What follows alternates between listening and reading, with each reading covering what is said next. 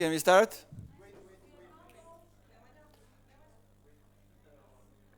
Okay.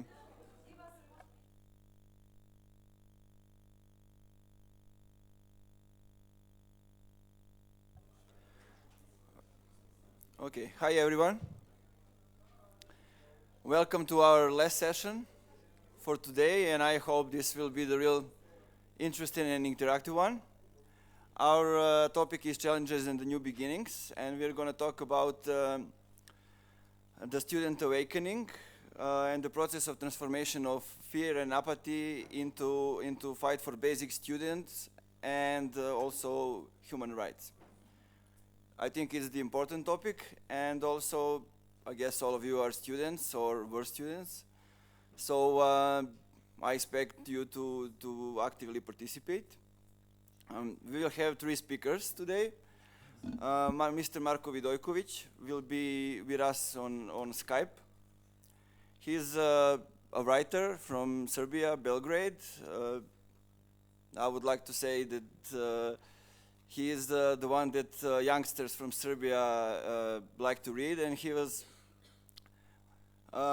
participating actively in protest in Serbia in 1996, and he also wrote about it. Besides that he's a writer, he was also editor of the few magazines, and he in Serbia is a person who freely speaks about politics, about everything that surrounds us. Our second speaker is Ms. Mihaela Bolohan from Romania, from NGO Eurodemos, who will show us a little research and a project that they did for Europe for Citizens. And our third speaker is Anastas Vangeli from Macedonia, who will speak to us about protests in Macedonia, especially in this May that happened. So for the start, let's give a round of applause from Ms. Mihaela Bolohan, who will present us their project.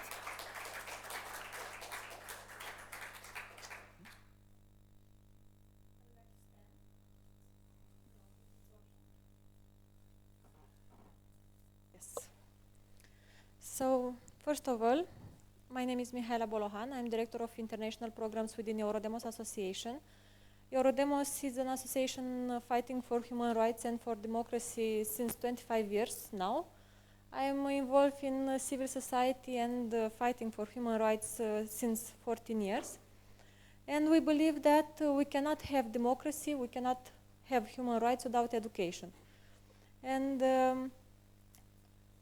in 2007, we developed a research on human rights, and we thought that to ask citizens, it was a local research, if they know about human rights. Of course, everyone knows what human rights, they have rights, they are humans, they have rights. But the second question was, name three. End of story. So how can we have rights, and how can we fight for democracy if we don't have the knowledge and we don't have the education about our rights and about the democratic system that we are living in? And starting from this project, we developed research in this year at the beginning.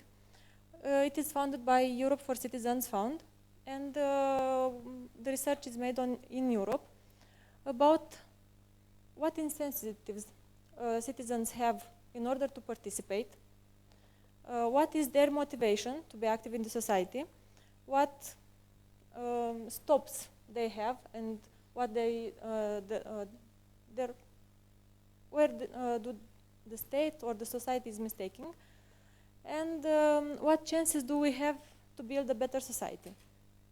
But before starting with the presentation, I would like to, will you have some papers?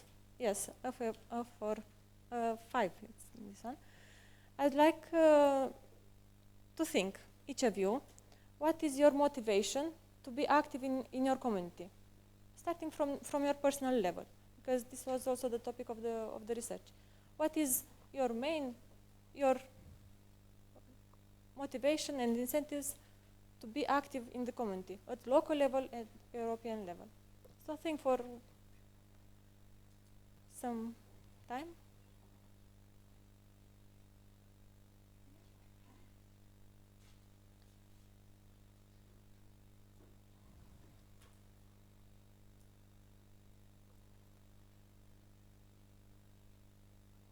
Do you consider yourself being active citizens? Of course. What? I said we wouldn't otherwise be here. Yes. This is one reason, but the participation and active citizenship has different levels. Because one of the questions of the research was if you are going to vote. Going to vote, yes, it's part of active citizenship, but it's the base one. Because we have so many opportunities provided by democratic society, and it's up to us to use them. But it's up to us having in mind that we have to have information and knowledge in order to use them. And so we have the motivation to participate. We are active citizens. We participated. Now, write things that obstacles that you find in your way to participate in your community. What obstacles did you had? In order to be active, what obstacles do you think that you have? Yes. Sunay Sabrilski. Obstacles. What is my motivation to be active in my community? The problems. Which problems from education? About the education system, we'll speak our PhD from Macedonia. Problems with employers, problems with entrepreneurship, problems with health insurance, problems with rights of early marriages, problem for forced marriages, problems with LGBT community, all that things. Your motivation is to solve this problem. Maybe I'm not able or right to now, have an but impact. just to influence on some way to find some some way to raise awareness about some problems. In that way, maybe the other will start to think that, this is a real moment to start to support someone who raise awareness for some problems. For example, in my community in Prilep, we have a lot of problems with early marriages, and how we start to think about how we can solve the problems. We try to cooperate with all that institution in Prilep, from hospital to educate. At first of all, we have a lot of problems with the education system, because we have 12 years old who are forced to marry to get married, and that means that if she get married, she break the law about our educational law, because if you are till 18 years old, you need the primary and the high school. It's mandatory, and on that way we start to react on somehow. And when we talk about the motivation, that was my motivation to change the opinion about the Roma community in my in Prilep, that it's not okay. To have an impact on the problems that Yes. you identify in your community. And the obstacles, you say that you try to find solution and to work together with authorities. We still work on that. Yes, they are working with you. Most of the people start to work, but it's really sensitive for this community to work with this community, and on this topic it's really dangerous. Okay, name these obstacles. Why they don't work with you? Write it on the paper. Okay, we will get to it after it. Let's start with the presentation, please.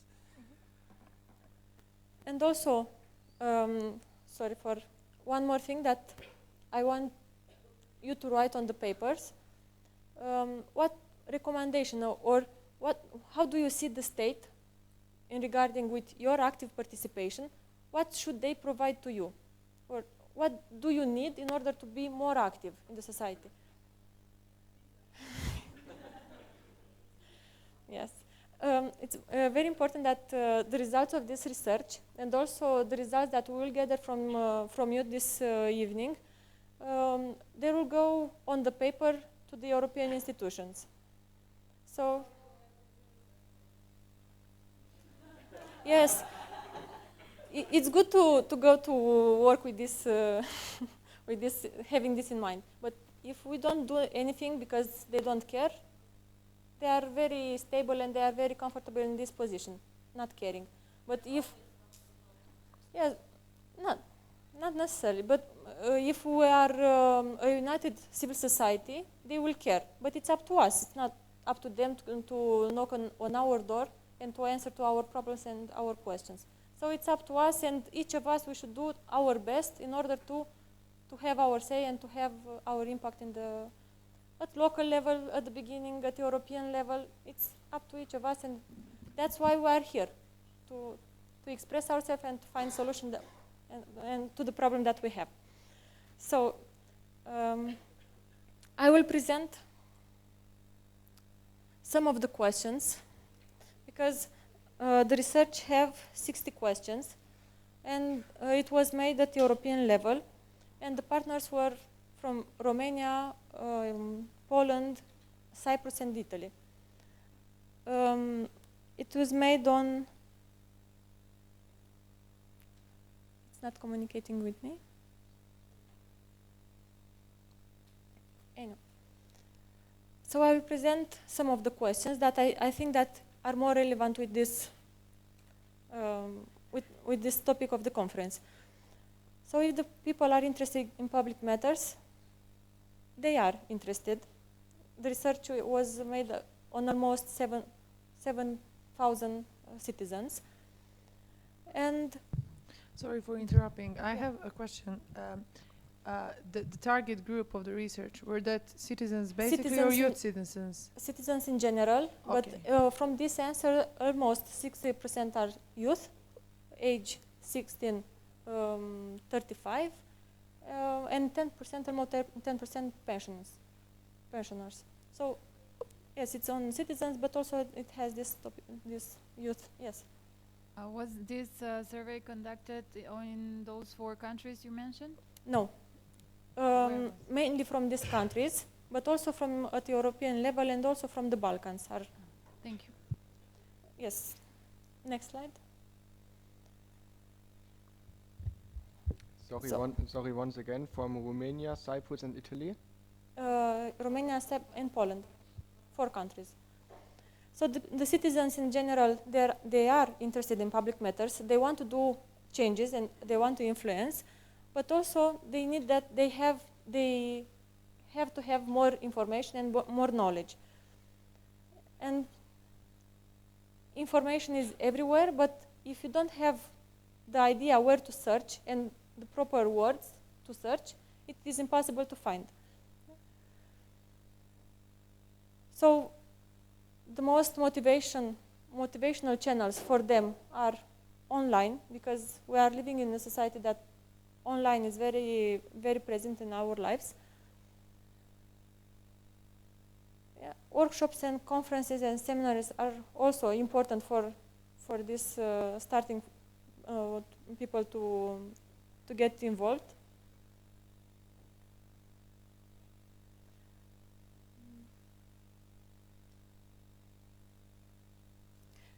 This is also very, very interesting, because if you have an initiative, if you notice that in your society there is a problem, but you don't know where to address and to whom to address your problem, or if you want to be active, if you don't know how to do it, you are stuck in a circle. So also from this point of view, 50% of the respondents have to have the knowledge where to address with their problem. If they know the tools of direct democracy, here 26% they said they have used it.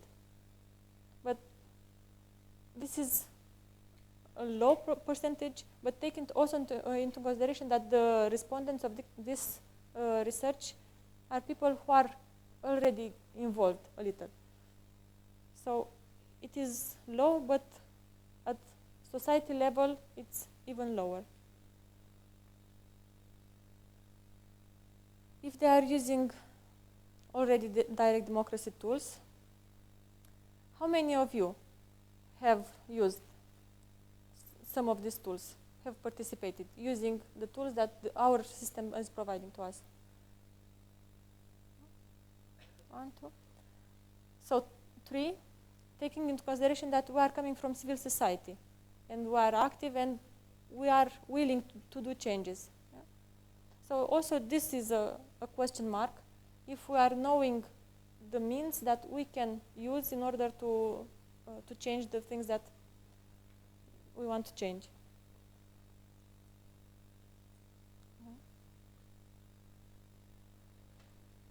If they are going to vote, also an important question, but going to vote, it's not means that we are active citizens. Yeah? It's just using a right that we have gained. But also this 85% is very high, taking into consideration our communities, because we know that in elections, more than 40%, for example, in Romania, are not going to vote. And the ones that are going to vote, they are not very aware what they are voting for or how they are voting. In the referendum, if they are trusting and they are voting, yes. The only remark I would make on that question before is this is the obvious outcome on these kind of questions is the social desirability to vote. So every time you ask a citizen, did you vote in the last election or have you voted, you have a turnout of 80 to 90%. So it's actually a pretty nonsense question in social statistics. But it's just a remark. Yes, but it's also, this research is also willing to raise the awareness. It's not statistically made for statistic research, but it's also an important tool for raising the awareness that you should be active. Also in referendum, we know that it's a very important tool in democracy, but they have to have the will to participate. This is very interesting and important question for me regarding this research, because it is how much the democratic life on our community at local level, national level, and international level is influencing our willing to go to vote. And this is very important because it's also a remark for our political system, because it's influencing how they are managing the society and how they are managing the problem that society is facing, is also influencing the will of the citizens to participate and to have a say.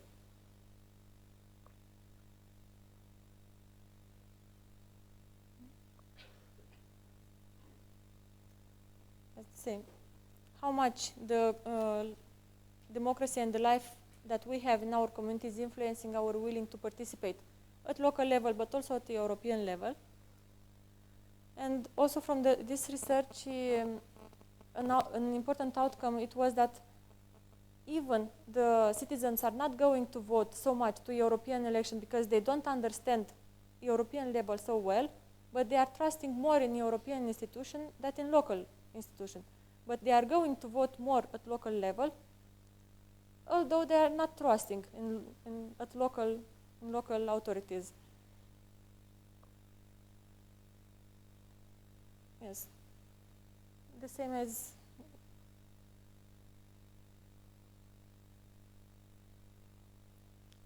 so the main problem is miss of understanding of it's okay, it's the last one, of ways of participation.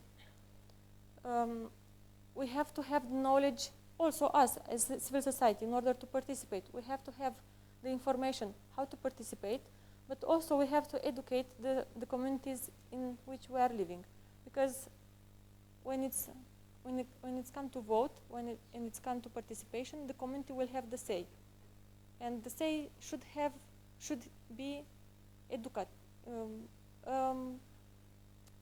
acknowledge one, not just randomly people speaking, and because this is democracy is about. citizens having the say, but having informed say and having the knowledge to be part of the community. This research will be presented and on each country. It was made on June. National Citizens Forum. We debate about the results of the research. And the recommendation that came out from these national forums, we will debate in October at International Forum in Cyprus. And the results will come on the table of European Commission institutions. And also, the founder is the European Commission because they want to see the needs and these outcomes from the society, because they are interested to shape their policies. If we will have an influence, I think we will have, because Eurodemos is, since 2008, member of European Parliament Agora. It's an institution and it's a space where European Parliament is consulting with civil society. And also, from our experience, we have proven that if you really want to do changes, you can. You have to fight, you have to work, you have to have the knowledge, you have to find your resources and your information, but it is possible. And it is possible because you have to trust in what you are doing and that you are doing good things and you are going to the right direction. Okay, thank you, Michaela. Applause.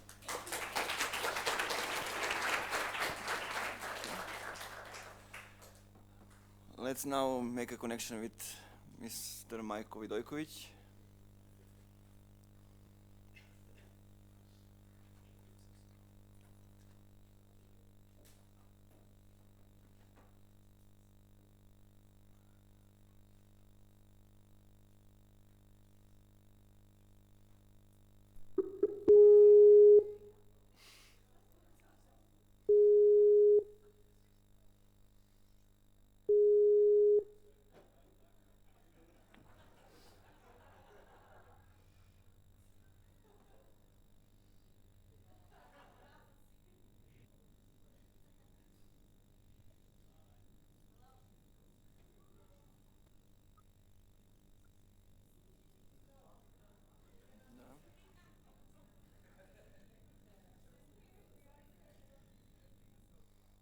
Ćao Marko, dobrodošao.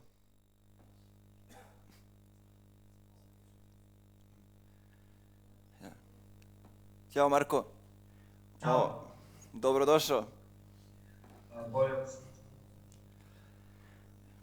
Bolje. Izvini na malom kašnjenju. Okay, I'll speak in English. Sorry for a little delay. And I guess we are ready to hear what you have to say about student protests, basically in Serbia, and how to use that power of youth to overcome the fears and apathy which is all around us. Okay, I had to turn off the video because I saw the streaming was really bad and I didn't hear you, half of things that you said. So I don't know if you can hear me now. Okay.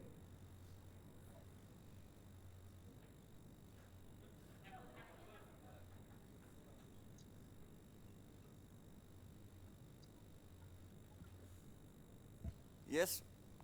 Yes, Marko, we can hear you. Okay.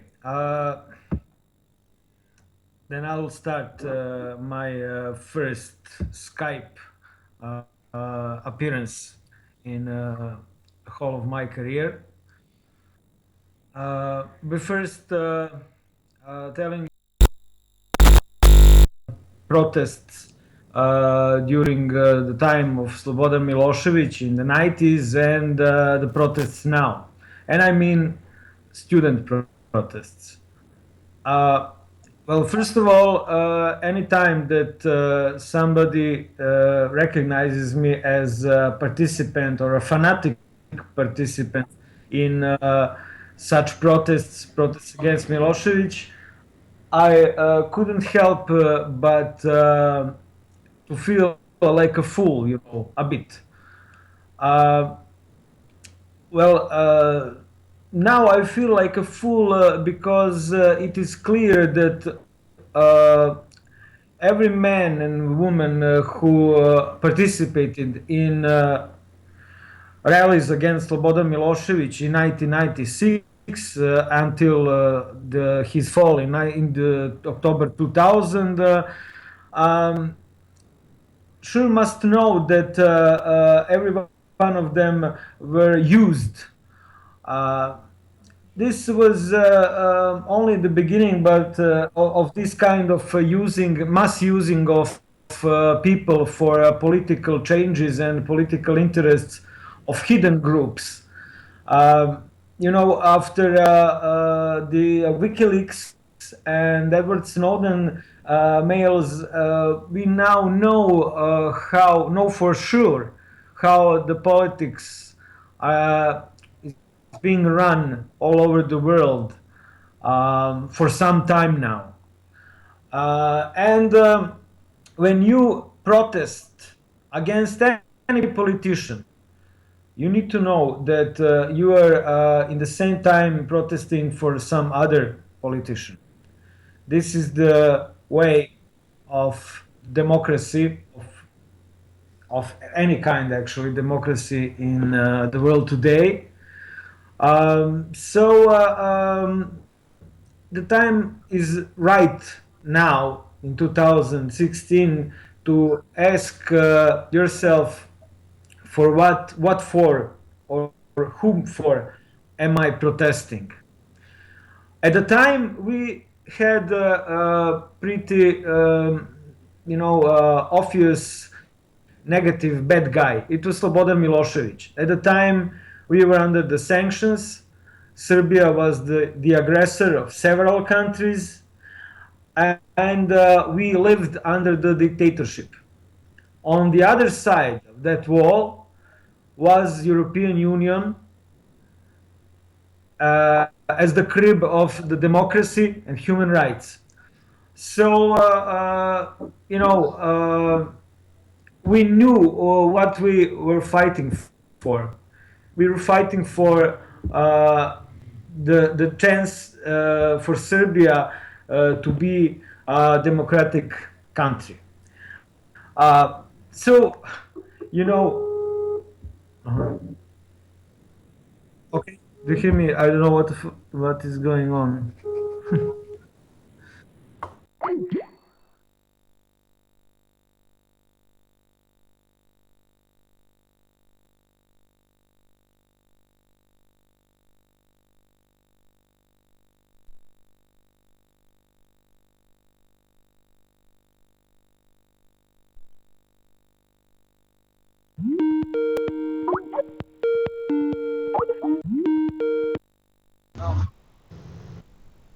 Okay, that was a bit fucked up. So I hope you, oh, you can hear me. Okay. So to continue, once so fell from the power. Uh, okay, do you hear me?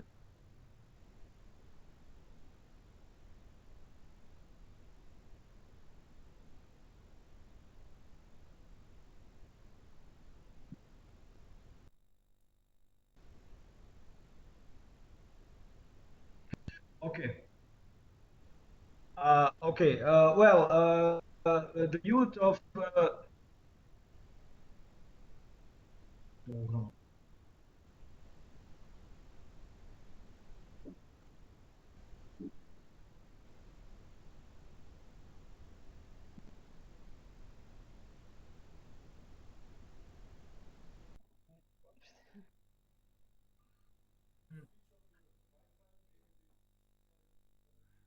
Okay, we cannot hear Marco, so we're going to the conversation. Yeah, some technical issues. So we can continue with Mr. Vangelis. Applause. please.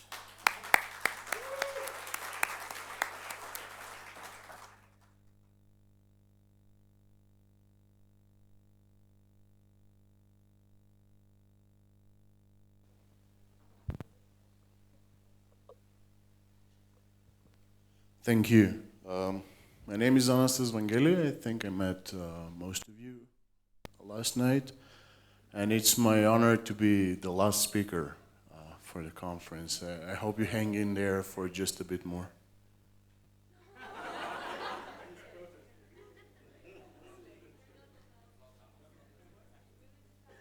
What do? Okay. Anyway, so I was invited to speak here about the protests that happened in Macedonia this last spring and fall, spring and summer, and might continue in the fall. I don't know how many of you so far have been acquainted with what was happening in Macedonia. I mean, we have quite a bit people from the country here. They probably even participated and all. But the ones who are not from Macedonia, do you have a rough idea what was happening in May, before May, after May? Anyway, I'm just asking so that I know how much background info you guys need.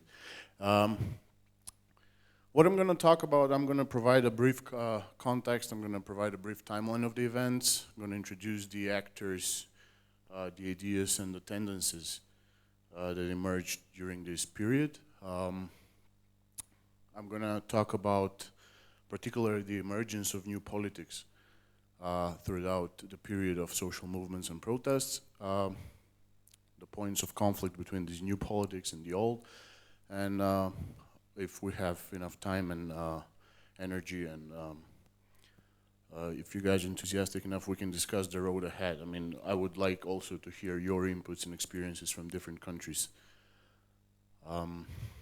What is the context of Macedonia before 2015 and before the protest 2015?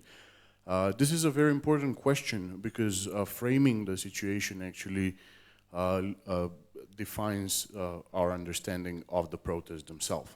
A lot of people would say that the protests that happened in May 2015 in Macedonia are a product of the current political crisis, which has to do with corruption, leaked audio tapes of the government corruption, and legitimacy crisis. A bit deeper and more nuanced understanding would say that the protests occurred after years, maybe now 7 or 8 years, of being stuck in a hybrid regime, de facto hybrid regime, which in practice functions through, for one, control of the economy by a very tiny clique in power, by positioning Macedonia as a cheap labor destination in the global economy, which is accompanied by populist nationalist narratives and ever more tightening of the instruments of state violence. That has started happening in this country since 2008, and by the year 2015 we had basically very little freedom of media. In all these comparative surveys on political freedoms were very low compared to the likes of authoritarian countries outside Europe and whatnot. However, much of the political discourse at the protests went even deeper, not only addressing the current political crisis or the current regime that has been in power almost a decade now, but also addressed issues that have been associated with the whole period of transition, starting since 1991 until today. And I mean, as you know, both socialist countries such as Macedonia have undergone a trifold transition, becoming a new state, transitioning from market socialism to market fundamentalism, and transitioning from one-party system towards a pluralist, ultra-partisan society with very little political discussion. We can discuss about that later. I don't want to bother with details.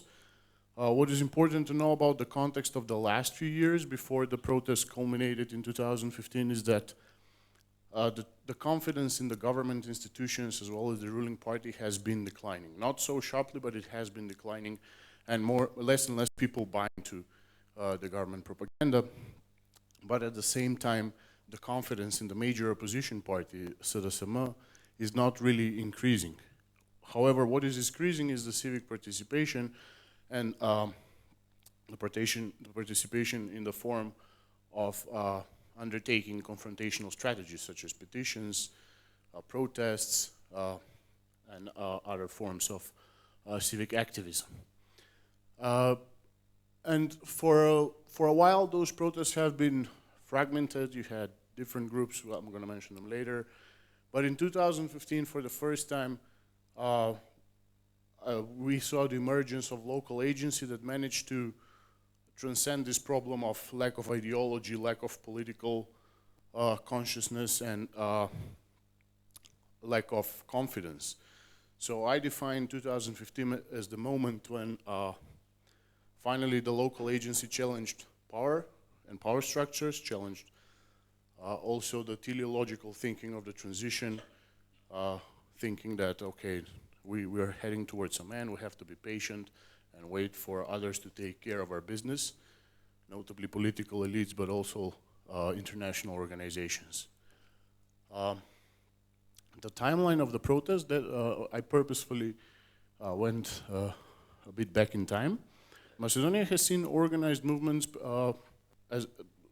that were born basically the same time this authoritarian system was born.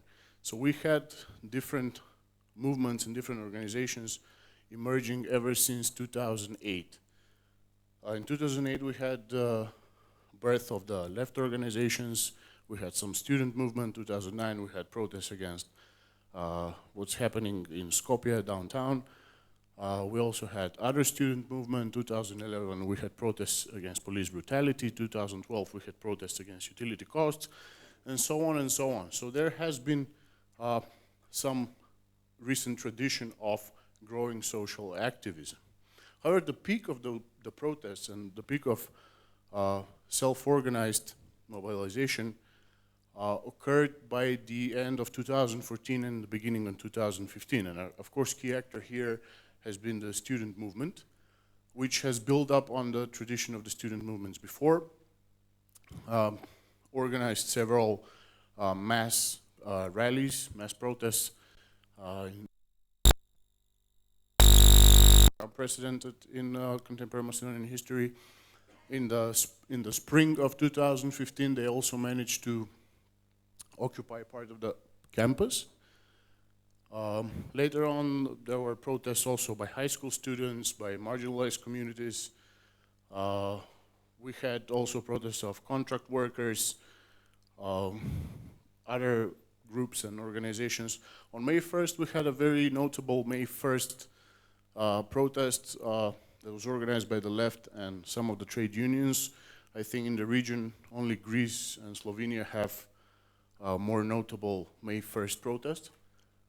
Anyway, part of the context I mentioned is the leaked tapes of the opposition, which have actually catalyzed some of the resentment against the current political elite and have helped different movements and different organizations overcome the separate causes and unify their forces.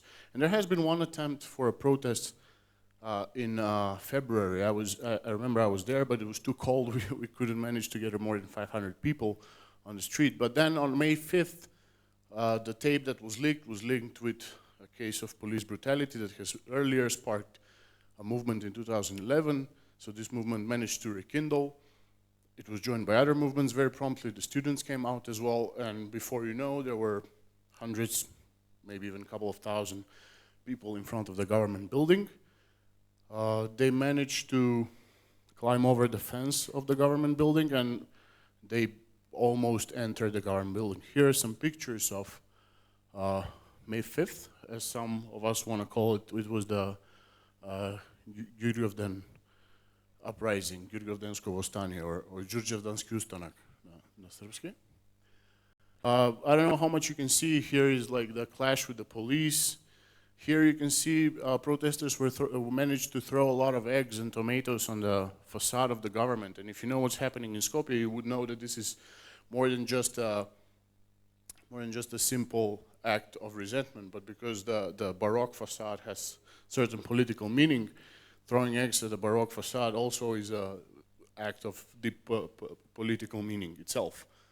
Anyway, so the timeline of the May protest was as follows. So May 5th, a lot of people gather in front of the government. The police cracks down with violence, which provoked the protesters to come out the next day in ever a larger number. The daily protests continued in the following days. By the weekend, the protests spread in other cities as well. So on May 8th, we had protests in Skopje and 8 other cities. Of course, they were with varying intensity and varying numbers, but it was important that people would get self-organized in a very decentralized network. May 9th, we had an incident in Kumanovo, which the official narrative, as it says, was police action against a terrorist group, blah, blah, blah, which some say it was a false flag action. Regardless of what happened, the government then tried to use it as a tool of distraction in the public opinion, and they tried to link it with the protests, and they tried to frame the protests as threatening the security, and they tried to provoke also nationalist tensions, which did not succeed because actually the movement managed for those few days to transform itself into a peace movement and actually be a factor of stability rather than the other way around. On May 12th, we saw the impossible. We saw resignations of a couple of ministers and the head of the state intelligence, who happens to be Prime Minister's cousin, which re-energized the movement and inspired ever more people again to join the protests on the street. And in the following days, there was the build-up to the mass pro-opposition rally on May 17th, which, as I will explain later, was a bit of a controversial event. Anyway, here are the pictures. This is just an overview of the actors. They'll share the slides with you later, so you're gonna have it. There's the government and their parapolice forces, which are important to mention. They have a web of security, private security agencies, agent provocateurs, and other people who can infiltrate the protests. So it was a highly tense atmosphere. There is the pro-government media empire. I mean, the government directly controls, or indirectly through ownership and other mechanisms, controls most of the mass media. So it's a whole discourse you have to battle in Macedonia if you want to get your message out. And of course, their goal in the whole process was to cling on to their office and resources and try to delegitimize the opponents. Then there was the broader civic movement, in which, of course, there was the student movement, which helped a lot in overcoming this problem of fragmented, de-ideologized, depoliticized struggle, and also gave the example of direct democracy. I mean, they functioned in the forms of plenums, so it was a method that inspired other plenums. The high school students started organizing plenum. In the protests, we also tried to organize some plenums as well. Then is the emerging left, where my movement, Solidarity, plays a key role. What we pursue radical democracy, but we also stand for socioeconomic rights and reclaiming the commons. And I mean, we believe that that is the struggle we need, not only to overthrow Gruevski, but also to build a better world, in a way. Then what happened for the first time is you had a lot of individuals who have no salient political inclination or never before went out on the street. They for the first time joined protests during this time. And also for the first time, there was a very tangible effect of the intellectual diaspora I mean, Macedonia is a country that in the past 15 years has seen the departure of about 500,000 people, which is roughly a quarter of the population, of those mostly highly educated young people. A lot of them were active writing, translating, spreading the news on social media, donating, but also many of them, I mean, myself being most of the time based abroad, traveling back to the country and joining the protests. And this is, I mean, a whole new research area. I've discussed with some other scholars and whatnot, and it's a whole sphere that remains to be explored. Here I use the term cultural and political capital remittances. You know, the way you have the diaspora sending funds back home, this time you had the diaspora sending their knowledge, their skills, and their dedication and joining the protests, be it on distance, be it physically in Macedonia. Then, of course, it's the opposition party, SDSM, which had a role in the sense it was supporting the civic movement, but at the end of the day, it was trying to claim the field. I mean, I really like the argument by Marco, and it's a pity we couldn't continue the conversation, but okay, great. Given the atmosphere on the street, many times you would feel like the opposition is trying to get a free ride on the sentiment of the people. And then, of course, they managed to form a big coalition of a lot of NGOs, actually, a lot of them with substantial resources, that organized that huge rally in front of the government and then organized the protest camp. And of course, here and there you would see the diplomats, the international think tankers, the representatives of the international community, which had a really, you know, weird role in the whole process. Like, they would support the protests, but then they would say you have to have a dialogue, then you have to negotiate, and you have to do this and that, and you need to meet some ambassadors, you need to write grants, and there was also a sense of confusion, like, okay, you have local agency, but this local agency needs to be disciplined right the moment when it becomes more serious and more challenging of the order. Anyway, during the protests, what I say and what I saw was emergence of a whole new political model that was practiced on the street and that was manifested in the public sphere by the activists who were protesting, which it was really juxtaposed not only as opposition to the current regime, not only as opposition to the political system, but rather the whole political complexity of we have been going through since 1991. This old model is a model which can be characterized as a hegemony of those who have accumulated more resources. And it doesn't mean just hegemony of the government, of the ruling elite, but also you could see it, as I said, on the street. You could sense that sometimes the opposition and the well-funded NGOs, they would try to impose their agenda just because they had the resources and they had the people and they had the access to media or whatnot. And you would see like this politics of muscle even at the micro level. On the other hand, you had this new discourse which was about empowering the ones who don't have voice. It was not about being smart, but providing a platform where those who have not had the chance to express themselves will now get the chance to express themselves. It was not about giving the megaphone only to the proven activists or the experienced ones or the smart guys, but giving the megaphone to some granny who never before was asked to voice her opinion. This old politics was also dominated by this kind of rational choice discourse, like, okay, what do we do now? How do we bargain?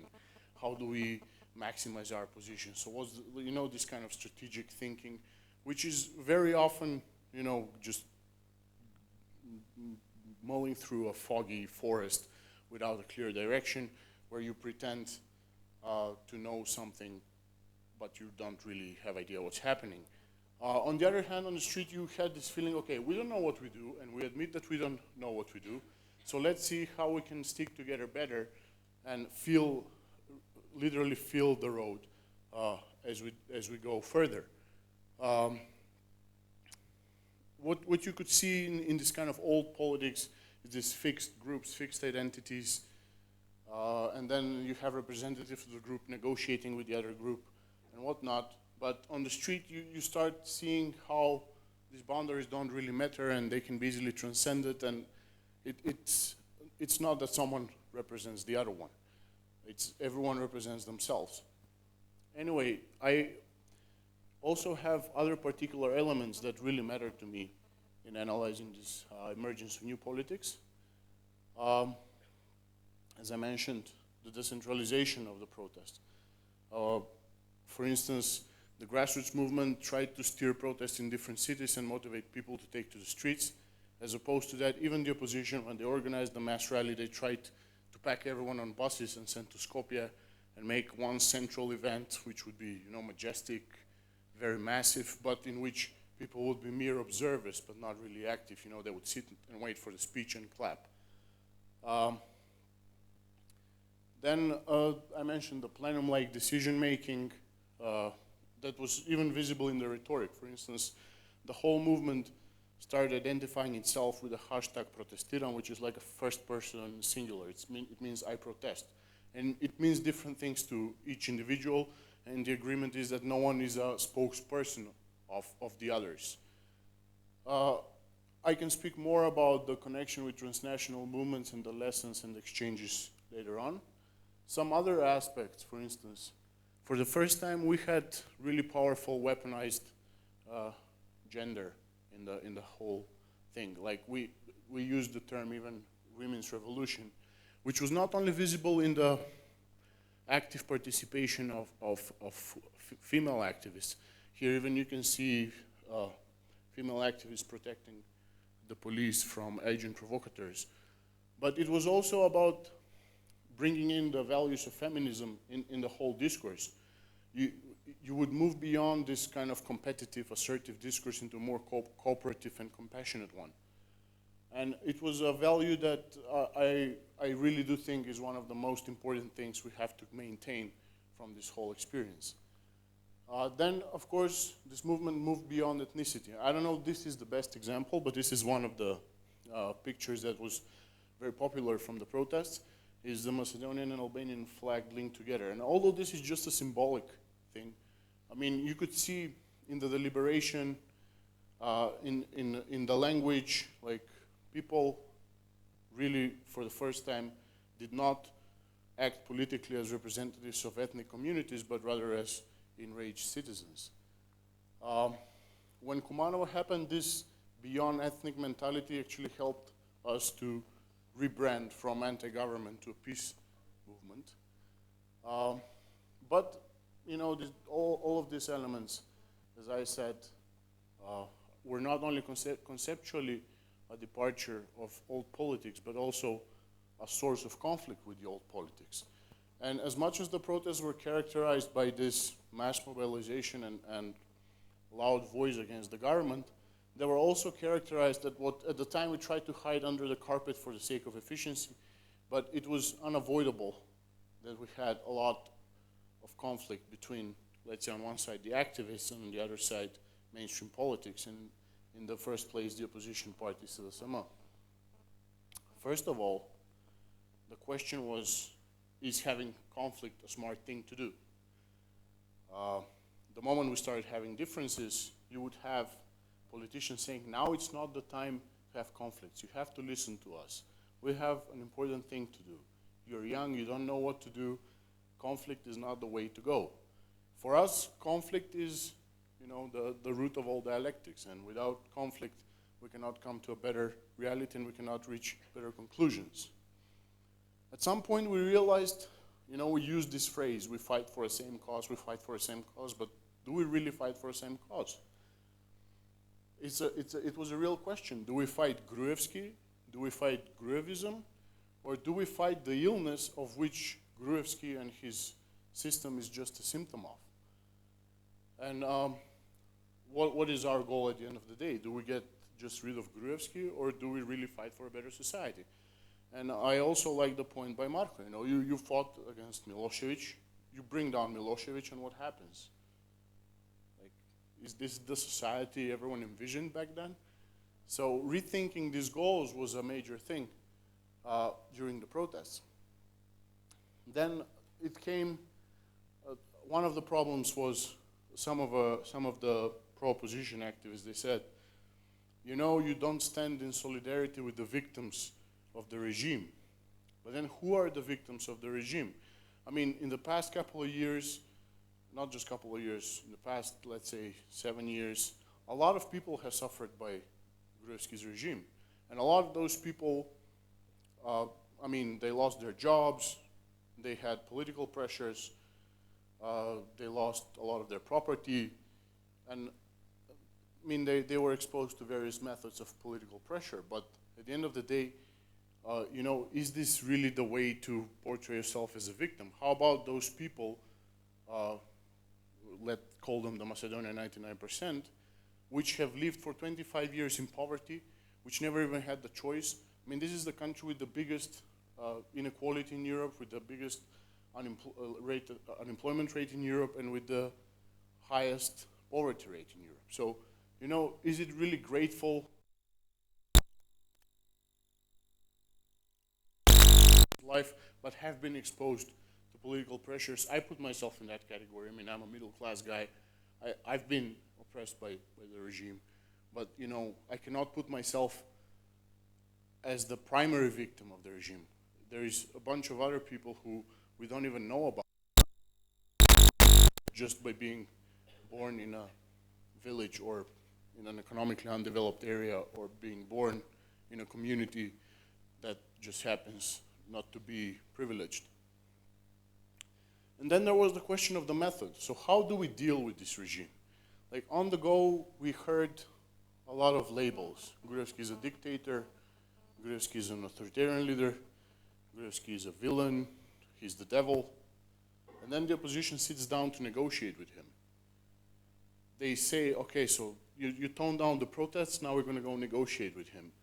And then there is the discrepancy, like, wait, how do we do this? Like, wasn't he the dictator? Do you negotiate with dictators? I mean, the first lesson every activist would say, from Syria to Ukraine to whatever, don't negotiate with them. Anyway, that happened, and that remained an important point of difference. May 17th was the key aspect of it, because May 17th was the day when the opposition held a mass rally, which really sucked out the energy of the movement. After May 17th, people were like, okay, so we don't really have to do with this anymore. What was expected by activists was to be the cheerleaders rooting for the opposition while they were negotiating with the government. And of course, the deal we got is not a nice one. I mean, these days we're going to finally get the conclusion out of it, but no one is really happy. And the thing is, it's not the first time. I mean, Gruevski has negotiated with the opposition on several occasions before, and every time the outcome is really unfavorable for the society in general. And then, of course, was the question of democracy in practice. And that had to do with this first thing I mentioned. Okay, so we say we fight for democracy, but if we fight for democracy, shouldn't be reflection of that ideal in practice. Like, it was an unpleasant surprise to see this authoritarian logic within the opposition structures and within even some parts of the civil society during the protest. The fact that they had resources and just the fact that they were a bit older than us, they would say, you know, you have to listen to us, and like, you're not allowed to do that, and you're going to screw up, and whatnot. And finally, you know, looking outside and trying to compare our situation with situations in the neighborhood or beyond or abroad, that was ultimately the challenge, which example to follow. And you could see among a lot of the NGOs and the opposition fascination with Otpor, fascination with color revolutions, with Maidan, and whatnot. But we were really more looking up to, let's say, Taksim and Gezi and let's say the rise of HDP in Turkey, or Syriza or Podemos, the anti-eviction movements, and whatnot. So these are still open questions, and as much as they were troublesome and painful, and as much as they helped in destroying some friendships even, I think they really helped make some of the actors, in the first place the left, mature a bit more and adopt firmer ground on these issues. And that opens the question for the road ahead. I think in one of the earlier sessions there was a question of developing models and following examples. I think what the protests have shown, and there are many facets I didn't touch upon, but one thing is clear: we have a chance to develop our own model. Like, this crisis, for the first time we see that there is an opening. Like, if you see the polls, everyone expects Gruevski to go, but also everyone expects some new kind of politics, new kind of political actor to take over, being dissatisfied with the current political elites. And the question is how to make use of this experience and how to strengthen local agency, how to transpose this experience of the students' movement, of the civic movements, of the left movement.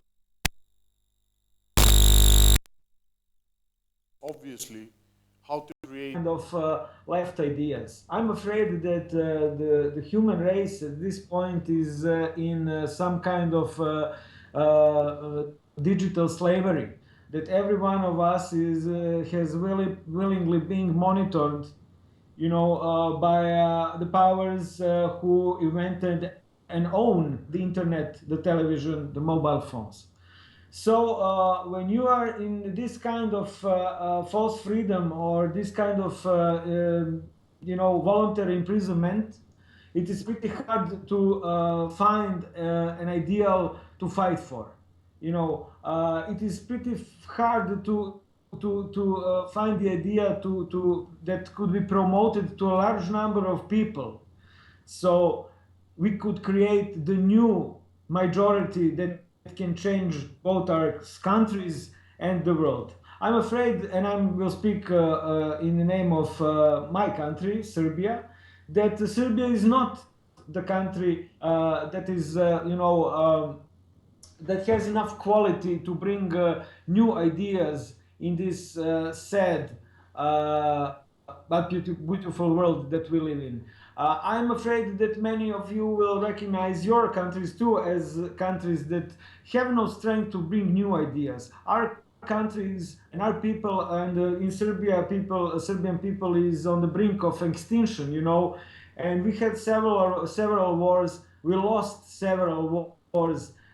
We are in debt up to our noses, so it would be pretty ridiculous to expect from Serbia. We have the greatest tennis player in the world. I think that's enough for a country like that.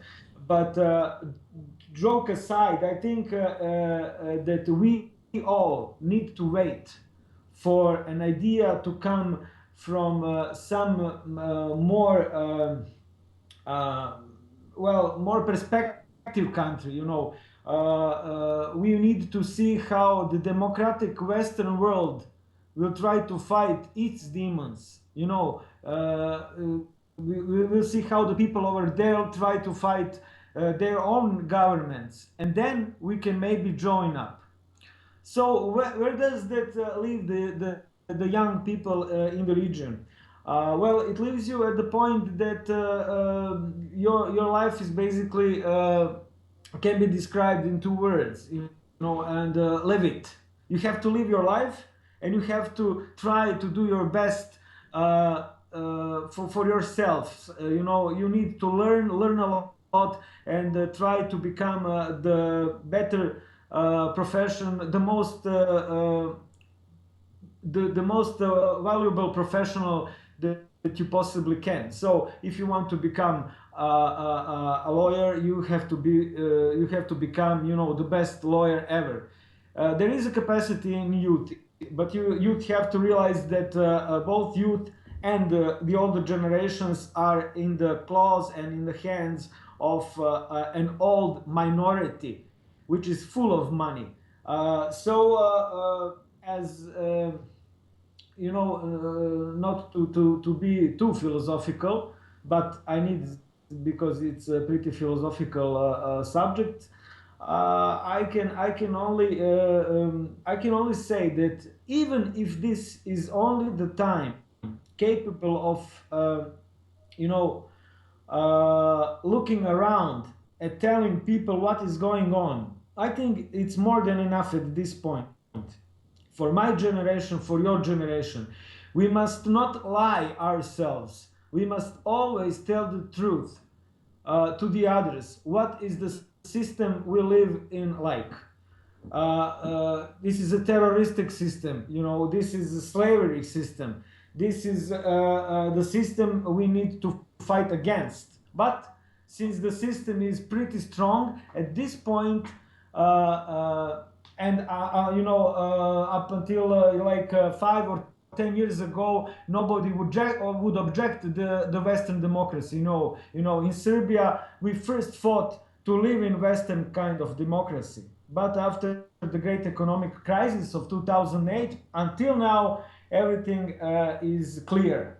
It is pretty clear that Western democracies that we streamed to are not so beautiful and not so perfect as we had imagined. So ourselves and the people of the rest of the world and the rest of the Europe must, at this point, very clearly say what is going on. We might not have the solution, but we must fight the problem by pronouncing it. We must not say that one politician is bad and the other is good. We must say that all politicians suck because the system is made up of dark financial powers who finance, the politicians who, rule the country for their sake, not the sake of people who live in those countries. And, to conclude this, the world is, will be there for the youngers, not for the olders. The older people will die soon, hopefully, and the rest will stay for you, young people, to fight for something better. But please do not ever sell out, because when people begin to live a slightly better than they lived yesterday, it softens you up. It makes you softer. It softens your edges. So at one point, maybe you'll tell, okay, I will work for some local community and I will be, a local politician or maybe a member of the parliament. Remember, they are all criminals. And by joining them, you will also become one of them. And if you become one of them, then please try to ruin the system inside. I cannot, and I have never been the part of this system.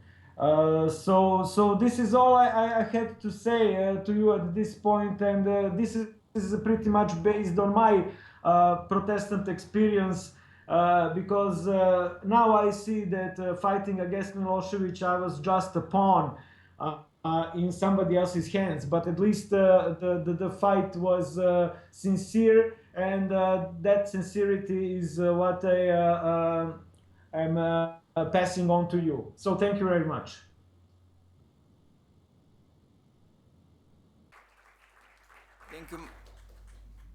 Thank you, Marco. Mr. Vangelis wanted the word. Then just a quick response. Come on, Marco. Are you trying to just ruin what I just said? It's no.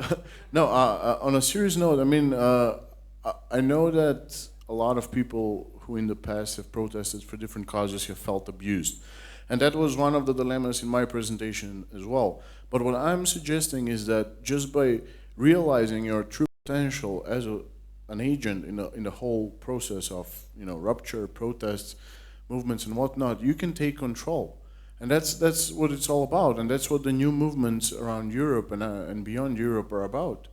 There is one of the founders of the Occupy movement in the U.S. who said, okay, we saw that social movements, can organize protests. We saw that social movements can organize serious events. They can tear down governments. They can remove dictators. But what we now are realizing is that social movements can also win elections. Social movements can change society. Social movements can change institutions. Social movements can change structure. So I don't think we should be bitter and cynical about it, but actually embrace that uncertainty, embrace that politics is a dirty sport, but also come to terms with reality that if not us, then it was someone worse than us participating in those activities. And I mean, if we are aware how bad the world is, and if we just stand, you know, in bitterness and cynicism, how we expect to change this world. And another thing, like he said, sit and wait. You know, we cannot come up with good ideas because we are from a, you know, fucked up region. But that's, I think we should take that point and reverse it. Just because we come from the Balkans, we are actually advantaged in coming up with new ideas. Because there's so many difficult things here, and it's so difficult to think about life here even. Like, we have to do with complex history, with different ethnic cleavages, religious cleavages, being economic periphery, being deindustrialized, facing a lot of brain drain and whatnot. And that is why we need a solution that will come from us. That is why no tailor-made solution from abroad will be able to be applied to the Balkans. And that is why Yugoslavia, to some extent, everyone remembers as a decent experience up to the end. Because it was tailored based on local knowledge and informed by, you know, the local context. And that is why the transition is so painful, because we look to ideas elsewhere, you know, to whatever, the West, the Northwest, elsewhere, and we just try to take those ideas and apply them, you know. There's no textbook. Like, politics has to be connected with the local context, and that's why movements are so crucial. That's why people who live and experience and suffer, they come to the street and they know best what is wrong and how things can be fixed. And that is why you need to empower those people and give those people a chance. Not the politicians, but the people. So that's my point, and that's where I just wanted to, you know, otherwise, I agree with a lot of the points by Marko. Thank you. Now we can skip to the questions. We had two there. Yeah, thank you very much for your presentation. So, because I have to admit that I was totally not aware of this protest in Macedonia. So my questions are relating also to your last questions. So, maybe you can go a bit more into detail. What was the actual outcome? I heard that some politicians have abandoned their positions or been fired or something.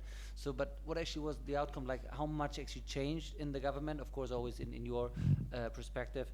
And how much has the structures of this opposition grown to maybe actually put up a candidate? I mean, you put it as a question. Can we be elected or something? So how much is there, and what would be your answer to your own questions if there's a possibility for be elected?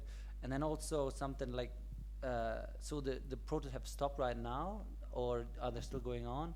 And then like, I'm also at the question like how brutal they actually have been, how brutal was the crackdown, and like also, I mean, it sounds a bit awkward, but like how far are the Macedonian people are still willing to go? What do you think? And actually, maybe more important, how far do they have to go? What do you think? Like how hard they have to protest against the government?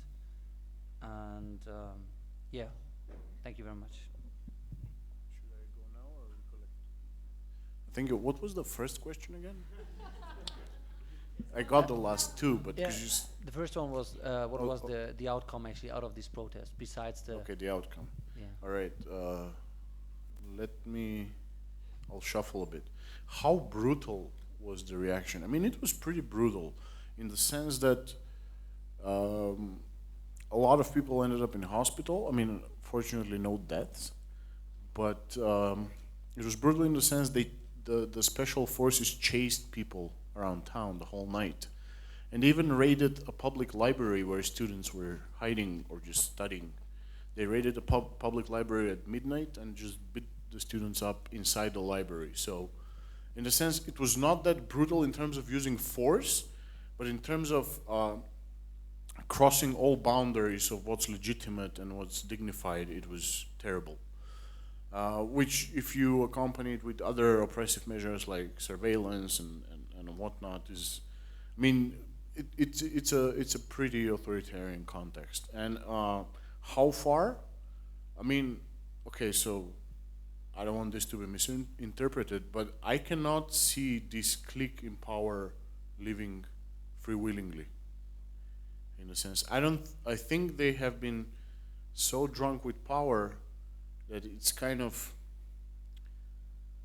unimaginable that they're gonna consent to whatever electoral outcome or political negotiation that will be, you know, that will lead towards their demise. So I don't think they would give up. I think it will be more brutal. Like, they even bought water tanks from Turkey, and they didn't use them yet, but they pulled them out like during the protests. In that sense, were the protests successful? Depends what you determine as success. Like, the protests are not ongoing yet. The protests effectively stopped with the big opposition rally. There were some attempts at reviving them afterwards, but then the opposition took over, and then the negotiations really demoralized the people. Then summer comes, and in summer everyone goes for vacation, so it really calmed the situation down. But people are willing to protest. That's the good thing. And the good thing is there was a change. As I said, it was a valuable lesson for everyone, especially for the new movements and the actors in the situation. Because, I mean, we wouldn't have known, like, for a moment, actually everyone was on the side of the opposition. Like, we wouldn't have minded the opposition until the moment we saw that they are made of similar fabric, like the government. So that's one thing. And answers to my own questions, it really depends whom I talk to, and my attitude changes really, like, from a minute to minute. So let's say, even I talked to some of the participants here and some of the previous talkers, and one of the guys says, no, you have no chance, you're gonna win only 1,000 votes. And then someone says, no, you have a good shot of several seats in the parliament. And you see one public opinion poll and it seems very favorable to you. You see another one which makes you feel desperate. It's a new field, but as I said, for me personally, and this doesn't reflect the view of any of the organizations or the movements, for me the biggest problem is more philosophical. Like, okay, we said, like, one of the demands during the protest was, do not organize snap elections, because this is one of the ways the government has been reproducing itself in power. They would always organize early elections, which would be organized in a very charlatan way, and of course they would win more and more seats. And one of our demands was, do not organize early elections, not so soon, not in 1 year, maybe in 2 years, but only after there is a deal of thorough reforms. And for me, the biggest question is, would we legitimize such point? I have no definite answer, and I think we're not, and to conclude answering all these questions, I don't think we have seen the end of it, to be honest. I would expect actually in the next few days, because there is an important decision on the negotiations to be announced, I would expect very soon something else to happen. Maybe just to go once again, but you personally, would you favor to organize this movement into a party and try to go through the electoral process? Because, for example, I think if I compare it to the Gezi protest in Turkey and so on, that's what I personally think is lacking there, that anyone is stepping up and say, go, let's found a party now out of this movement and try to get some seats. So what do you personally think? Would you wait in favor? No, I'm all up for political organization, but I think it's a different question. One question is whether to organize politically and form a party. Another question is go for the next elections. So I'm all up for organizing here, like, no dilemmas. The sooner the better. But going out public for the next elections, that's the dilemma for me. We have for now 5 more questions. Let's try to have the short questions and shorter answers. Okay, we need to go by order. So Marco first.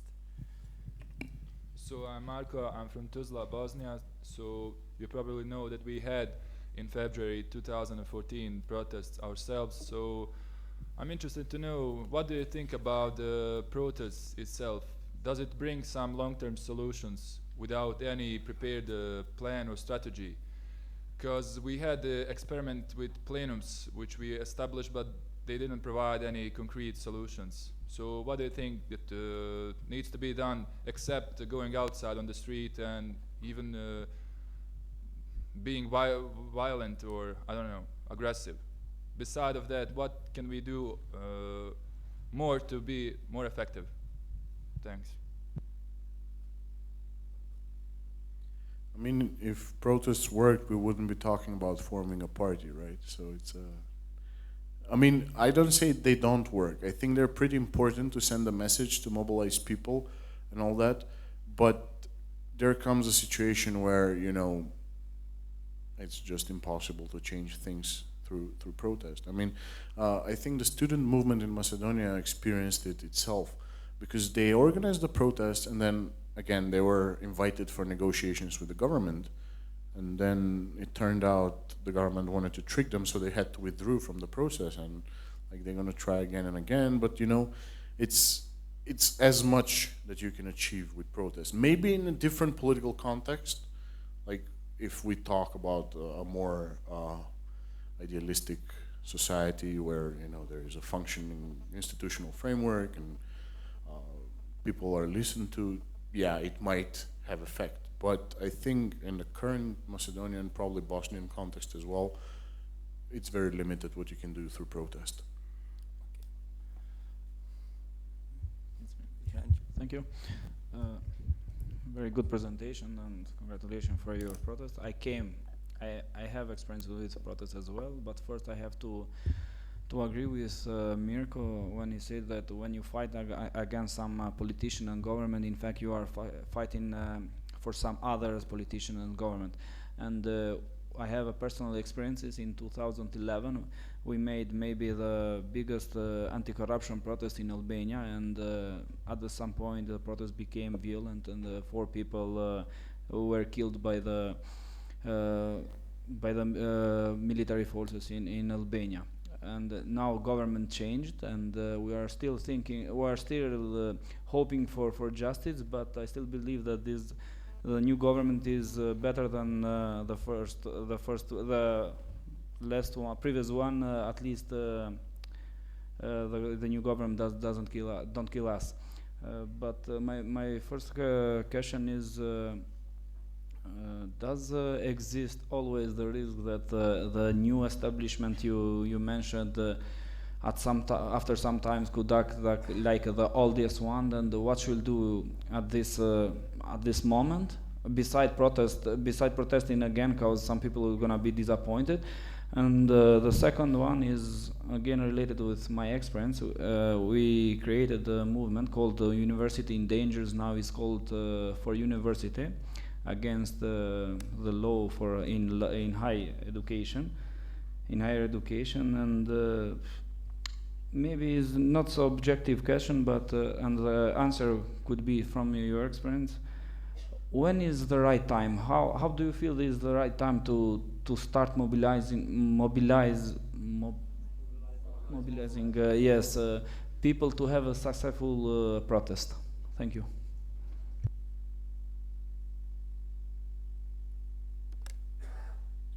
Okay, so again, why fight for others? I mean, yeah, why fight for others? But why not fight for yourself? You know, that's why I'm saying the challenge, I think, for movements elsewhere, and we see it in the case of Spain. Turkey was mentioned. Yeah, Gezi did not form a party itself, but they joined forces with HDP. There are examples that you don't necessarily have to fight for others, and that has been what happened. That was our realization. Okay, we don't want to fight for the guys who are just like the government, so we might, I mean, I don't know, have an adventure and try an alternative model. About the risks of these new politics becoming corrupt and assuming the old ways, I mean, that risk always exists, right? Even like, to be a bit self-contradicting, even like discussing to form a party can be interpreted in a way, wait, so weren't you like the new guys who were protesting power, now you want to form a party, so how that distinguishes you from the old ones? The answer to that is like being true to your values. Like I think a lot of the politics and a lot of the reasons for our disappointment and disillusionment with the system as such, and not just the national systems, but the disillusionment, I mean, even with the EU and all that, is the abandonment of values and adopting a market fundamentalist view of society in which, maximizing interest is like the only imperative. And everything is seen in a transactional kind of form. So by remaining true to values and even sacrificing personal gains for the greater cause, you can stick to your ideals and not selling out the new politics. And when is the right moment to start mobilizing? I think as soon as the best situation is when someone approaches you and tells you, why don't we do something? Or you approach someone, you say, why don't we do something? And they say yes. But other than that is like, I don't know, I mean, it really depends on the context. For me, there is no bad time to start mobilizing. Like, you can be a bit too early, too late, but you cannot know before it happens. Afterwards, you can consider like in hindsight, but very often these things happen in a blink of an eye. So like, as soon as you start having that gut feeling that something needs to be changed and something has to be done, I think it's the right time to share those feelings and those ideas and start looking for people who are on your side. So that's about it.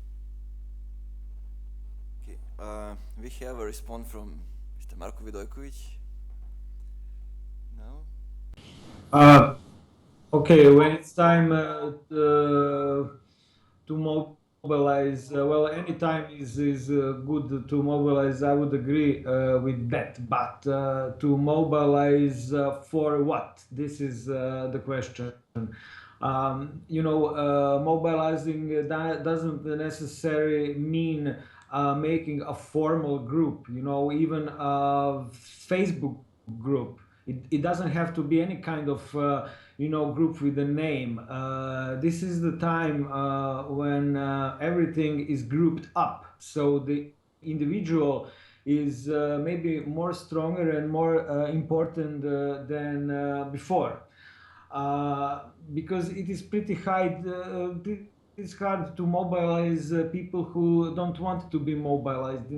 People are usually happy enough if they have realities on TV and bread in their house, and that's basically what everybody is getting in this region, at least. So, when any kind of mobilization has more likes than a new Turbo Folk Cetsa video, then you will know that you are starting to reach a critical mass. You need to understand that at this point you are, and we are all, a minority, a silent majority, which has always been the one to blame for the situation of the system and for what the system is like, is pretty much in majority at this point too.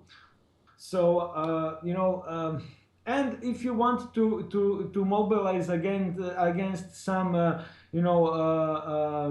real issue, for example, ecological or historical or something like that, you need to be clever. You have to be pragmatic in any kind of fighting in this moment of time, because you need first to see who is your opponent.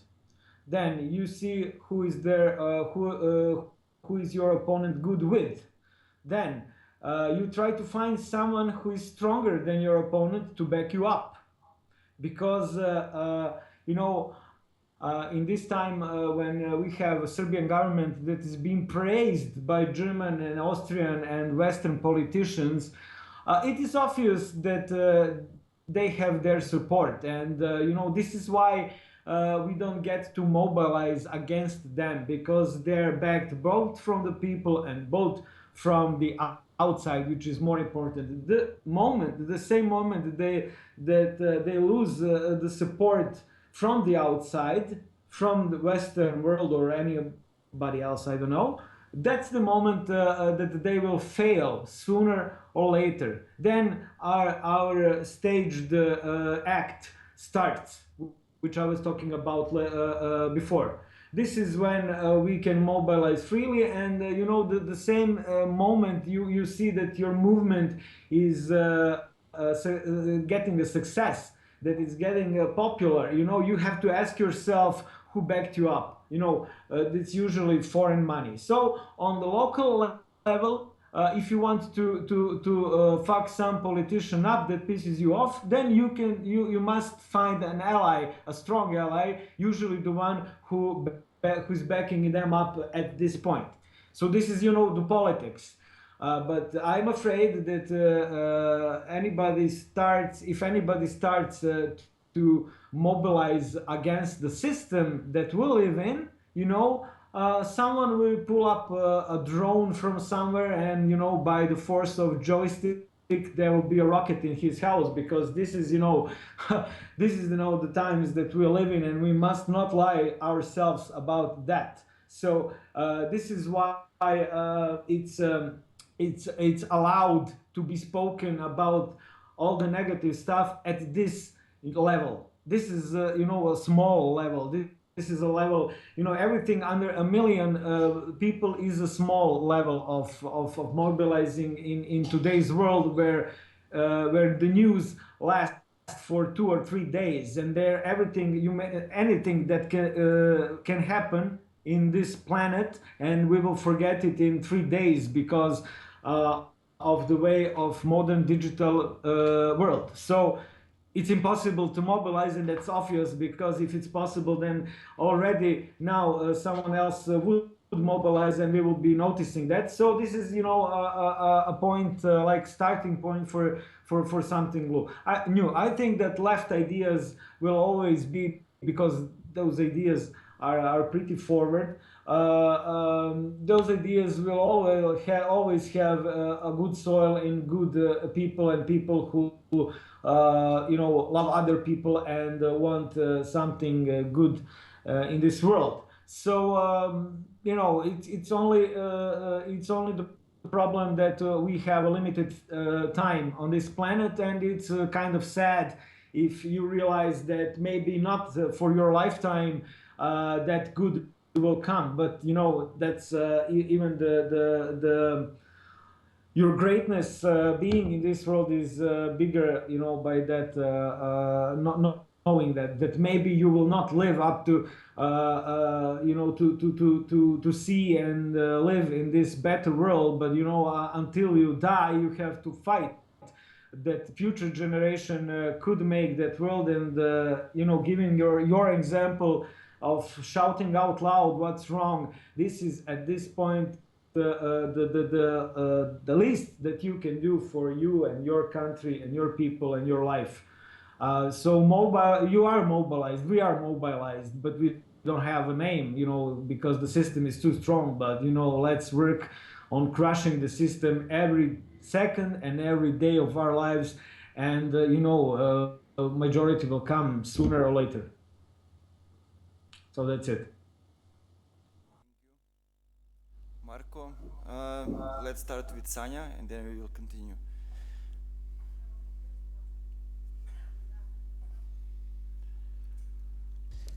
Okay, thank you all for this motivated presentations.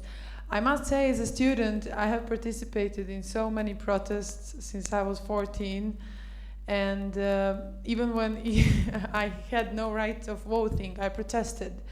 And my experience is not so good, and I think that every time we protest, as leaders, we promise something, and usually we don't succeed in keeping that promise.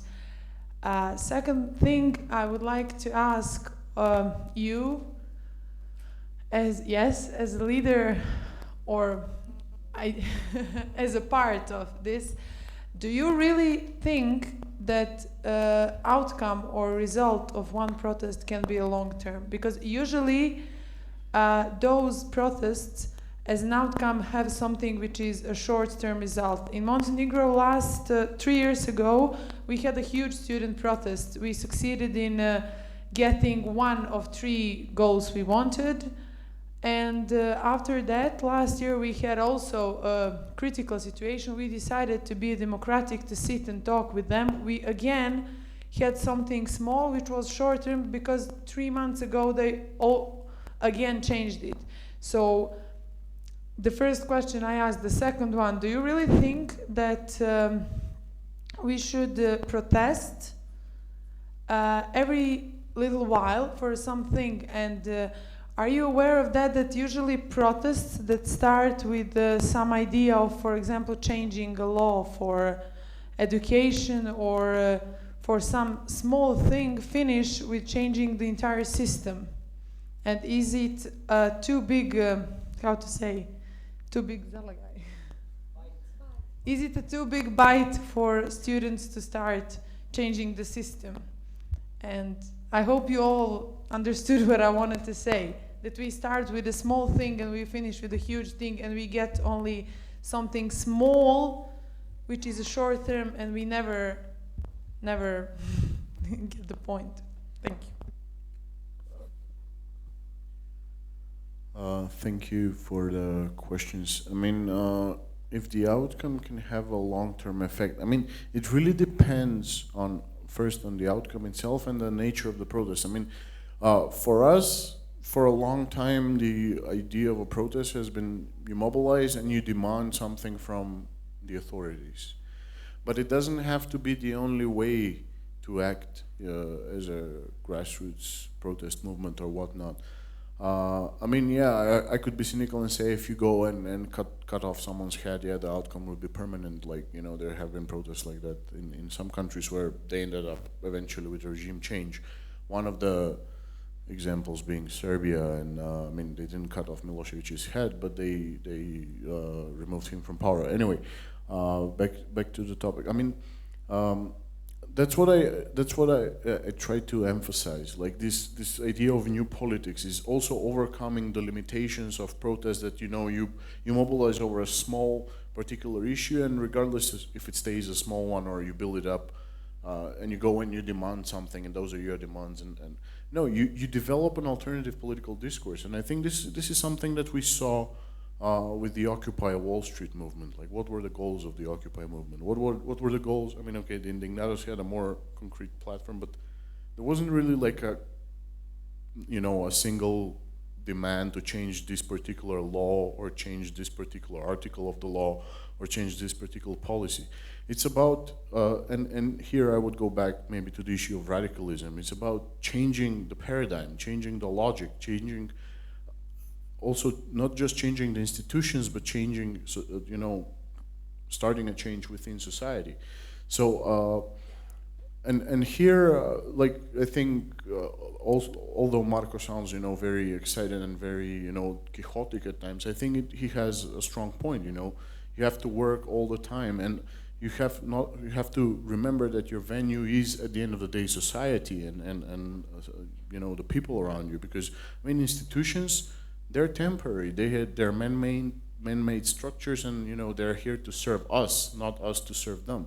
You know, so it's a yeah. And I mean, the biggest problem with that type of small protest, and I here agree with you, is, yeah, you pick particular causes, and at the end of the day, you know, when you zoom out, it doesn't really make change.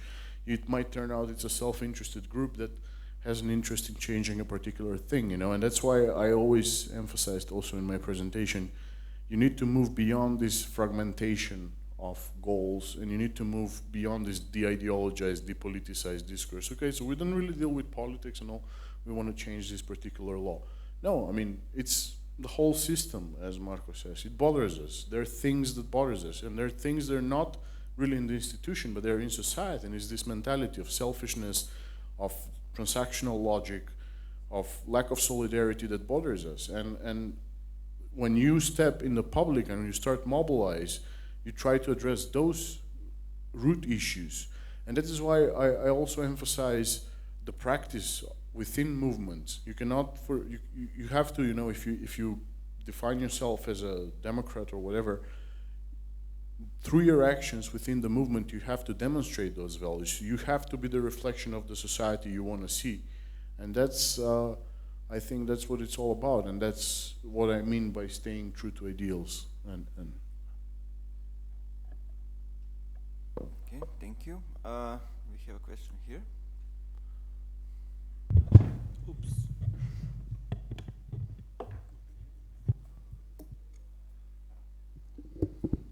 I'm Ratko, I'm from Bulgaria.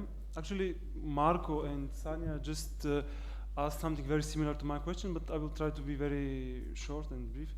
How to keep the movement for a longer period, let's say for a longer time?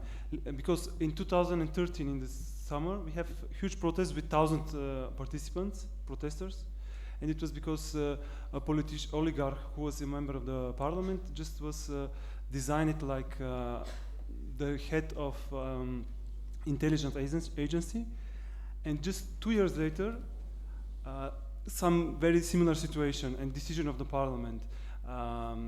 A politician woman was elected for ombudsman, for general ombudsman of the country, and then just 500 people appear on the streets for one day. Okay, the previous was for a couple of days, all the time, thousands protesting. This year, just one day, 500 people, and that's all. All right, well, when we discuss movements, we must not forget of the twofold meaning of the word movement. One is movement as a type of group or organization of certain individuals, but the other one, and I think more important meaning of the term, is, the act of something moving in society. You notice something is changing. And in that sense, when we talk about maintaining the movement, I would rather talk about maintaining the second meaning of the movement, like something is moving in society. The group itself, the organization itself, doesn't have to be fetishized, and it doesn't have to matter that much. That's why, protestiram, like the movement we had during the protest, doesn't really exist anymore. Like it was ad hoc formation. It lost the purpose. We move on. The people move on. So I mean, you can take the example, let's say, Indignados in Spain. Like, what does it mean? Like the movement itself, the organization itself, is not there anymore. But there are many other organizations, and a lot of them even now winning offices. Let's say the local like the local elections in Barcelona or whatnot. So in that sense, I would say what matters more is the idea. What matters more is like the solidarity, the enthusiasm, this practice, rather than the group of people itself. Like all kinds of organizations, even political parties, NGOs, whatever, they're our instrument to make our ideas true.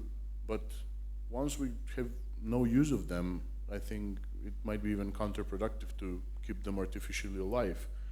So once an idea outgrows a certain form of organization, it's time to step forward. That's why we're talking maybe about a party or about a different kind of political subject. Okay, thank you. Nikos? Okay, David?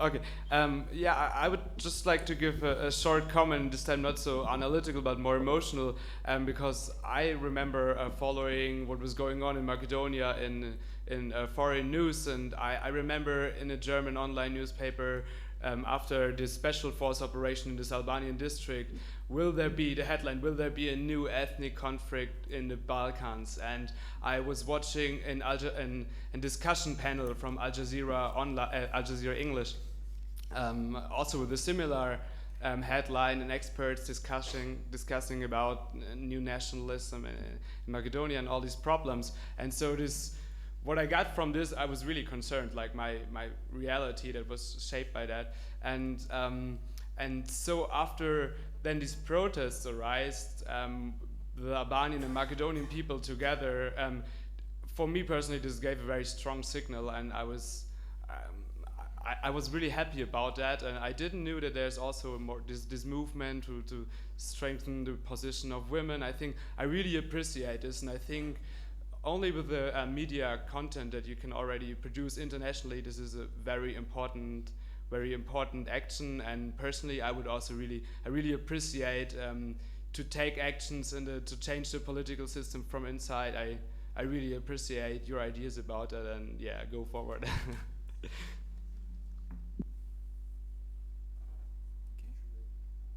Okay, let's hear Istok, and then we can conclude with questions.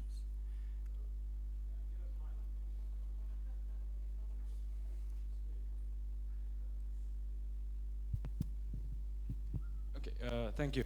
I would like to make a short comment and push, and then the question after the comment. My impression, I thank you both, the speakers, for the enthusiasm and also for describing the situations as you experienced them from Slovenia, Istok.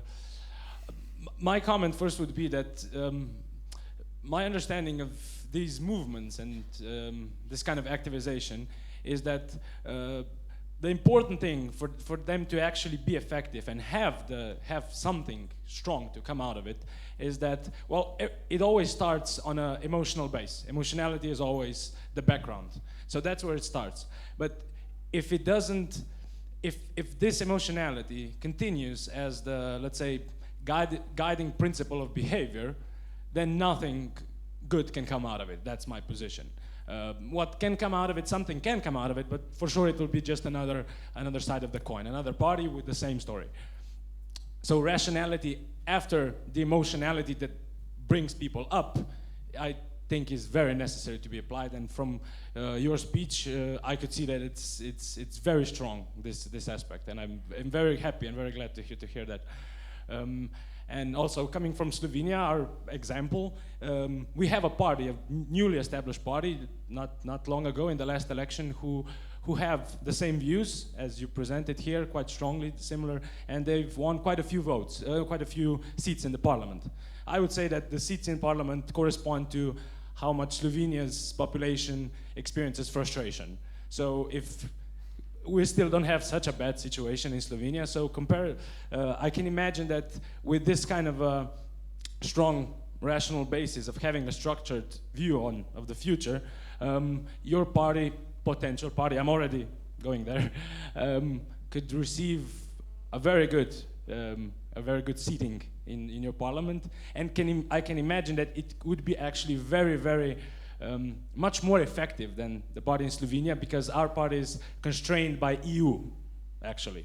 And you are in the position of having this stronger autonomy, which I think is very good, and can actually has a chance for stronger structural changes. I'm curious, with respect to this, I will go to the question now. Today we met you and heard your your view on the situation. Do you see in your group the same, as far as I've experienced, good balance between emotional and rational principles of thinking and behavior, or are you maybe a good example? I don't know. Thank you. Well, thank you both for the kind words. I mean, it's really encouraging. As far as the question, I mean, we can discuss the comments later during dinner. As far as the question, I mean, okay, so I think we're lucky to have a very strong intellectual base. Like, let's say of our 20, 30 people that are the core group, about half are PhDs or in the process of getting a PhD.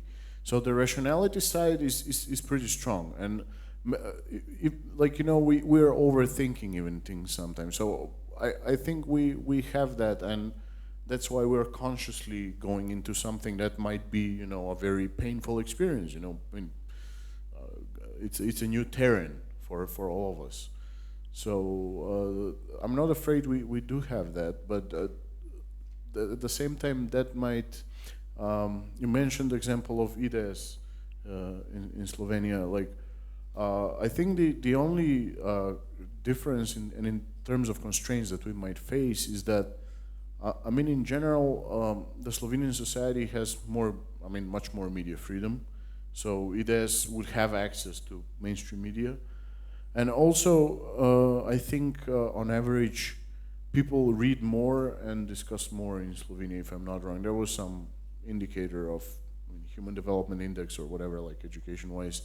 We are often, unfortunately, facing the problem of sounding too intellectual. So as much as our words might resonate with such crowd, you go to the people and you start talk about some abstract concepts. So that's one of the fields where we're trying to improve on. But yeah, anyway, that's also something for the dinner. Okay, thank you. Does somebody have a question for Michaela? Okay. I will have a comment. Just a second. I'll let you. Okay, so now at the end of the session, the topic is challenges or the new beginnings. As somebody who is activist from Serbia, I have seen that we have had a revolution, and it was basically assassinated with the assassination of one man who only had a plan.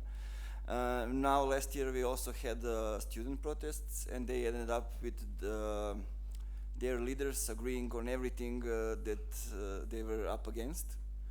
So from all that perspective, what is the new challenge and what is the new beginning?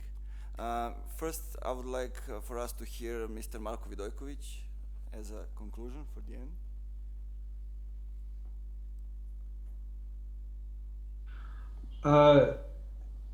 I wanted to tell you something about student movements in Serbia. In 1968, where the first large student demonstrations took place inside Tito's, inside the great Tito's Yugoslavia, which was not a bad country at all, but the students' movement were fighting against so-called red bourgeoisie, because the society and the country was not socialist enough according to students. So this is how forward were the students in 1968. During the 90s, students participated in any protest, in every protest against Slobodan Milosevic. And after that, students never actually had again a protest which went beyond purely student demands. Students started perceiving themselves, pretty narrow. They're just students who paid their student fees, and they have exams and lectures, and that's it. So if something goes wrong there, they will make a protest, maybe, or maybe not. But it's pretty interesting that in such society, students didn't remember who they actually are. They are the brains and the future of the society. They are the finest of the society. And they will be the most important in some new society. So, from that perspective, students should have permanent protest, permanent movement, which will overview the global situation in their country. Students, have to realize that they should be asked about every important question in the country. You are the future of the country, so act like it. When we had, dramatic floods in the spring of 2014, and the students made something that's called, a crisis headquarters, krizni štab. And and all of them, were like, and though that crisis headquarters did a great job of collecting aid for the people who suffered in those floods. They're pretty efficient, and all of them are pissed at our government. So I talked to a couple of them over the internet, and I just told why would you turn off that crisis headquarters. The crisis headquarters have to be permanent.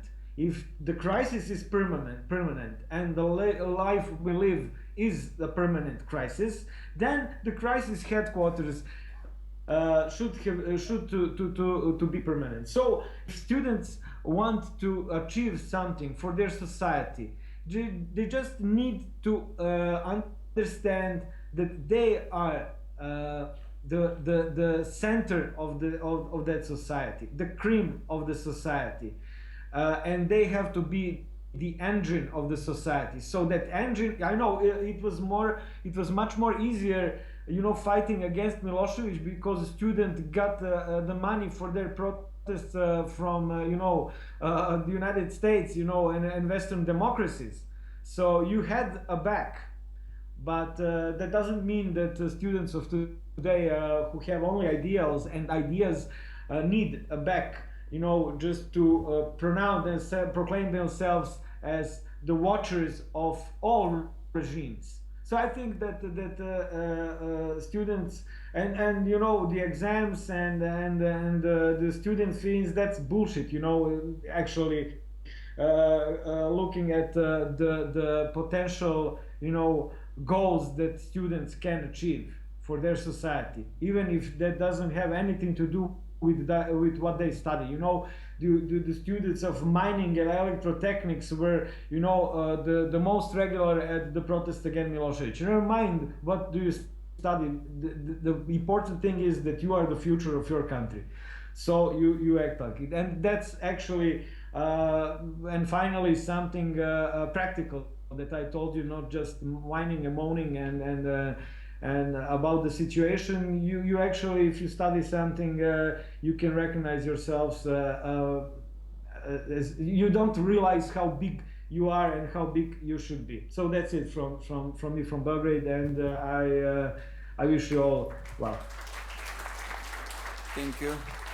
Okay, let's just please 20 seconds. I want to add something regarding the protest of the students from Macedonia.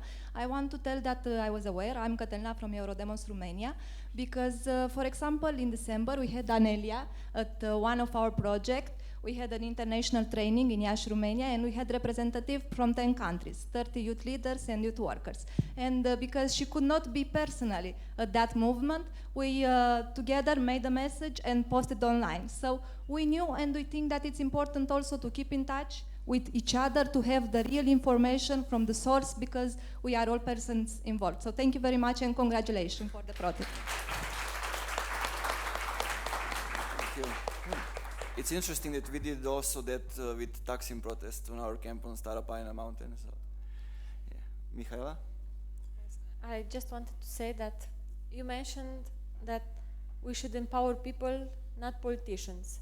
But we have to remember that politicians are people, and this is very dangerous to empower, because you want to join politics. We are putting, us as society, we are putting some etiquettes to people involved in politics. But some of you join already political party. You will face with this wall that we are putting. So we have to think how to distinguish between political people who will want to change something. Because I know I have 14 years since I'm dealing with democracy in Romania. I know many people from civil society that join political party to change something. But being a politician, within a political party, he faced this obstacle that himself put it.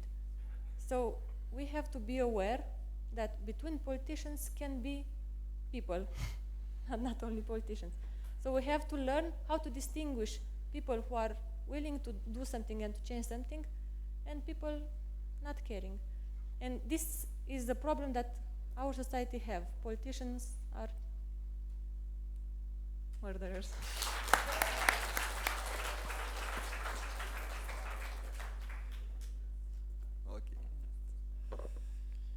Just a quick address to the previous comment. I mean, yeah, it holds ground, but at the same time, we talk about the old political parties who have been unreformed and who have this culture and suck people in. That's why we talk about new politics and new political platforms and new political parties, which, I mean, is a whole new discussion. Other than that, I mean, I got a pretty good feedback, so I wouldn't add too much things, you know, I'm afraid to spoil the impression, so, and I'm sure everyone is waiting for, like, dinner and the activities afterwards, so thank you. Okay, thank you. Okay. Now, before the end, maybe you can give yourself a round of applause, because this is the last session.